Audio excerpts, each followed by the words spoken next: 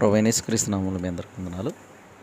ఆదికాండం 17వ అధ్యాయం 5వ వచనంలో చూస్తే అక్కడ అబ్రాముగా పిలువబడుతున్న వ్యక్తి అబ్రహాముగా దేవుడు పిలుస్తున్నాడు. అబ్రాము అనే మాటకు అర్థం ఎగ్జాల్టెడ్ ఫాదర్ అని అర్థం, అంటే గొప్ప తండ్రి అని అర్థం. ఇస్సాకు ద్వారా తను గొప్ప తండ్రిగా పిలువబడటం కాదు, దేవుడు ఏ విధంగానైతే ప్లాన్ చేశాడో దాని ప్రకారం ఆయన అనేక జనములకు తండ్రిగా పిలువబడతాడు. ఇదే మాట ఆదికాండం 2వ అధ్యాయం 4వ వచనంలో చూస్తే మనకి కనిపిస్తుంది.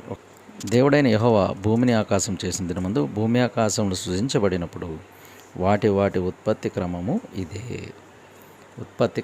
ఇదే అని అన్నాడు. ఇంగ్లీష్లో అయితే దీస్ ఆర్ ద జనరేషన్స్ అనే పదం వాడాడు.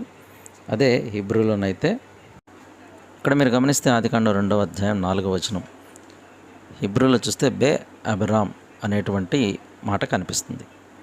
మనకి తెలుగు అక్షరాల్లో ఆ నుంచి బండిరా వరకు ఎలా ఉంటాయో హిబ్రూ అక్షరాలు ఆలఫ్, బెత్, గ్యామెల్ ఇలా మొదలయ్యి చివర తవ్ అనే అక్షరంతో పూర్తవుతుంది. బెత్ అనగా ఇల్లు అని అర్థం. బెత్లెహేమ్, యేసుప్రభు ఎక్కడ పుట్టాడు? బెత్లెహేమ్లో పుట్టాడు. అలాగా బెత్ అని అంటే ఇల్లు అని అర్థం. ఒక ఇంట్లో ఎవరెవరు ఉంటారు? తల్లి, తండ్రి, వాళ్ళ పిల్లలు, వాళ్ళ మనవాళ్ళు, ఇక అలాగా వాళ్ళ తరతరముల సంతానం అంతా కూడా ఇంట్లో ఉంటారు. తల్లిదండ్రుల యొక్క ఉత్పత్తి క్రమం అనేది ఉంటుంది.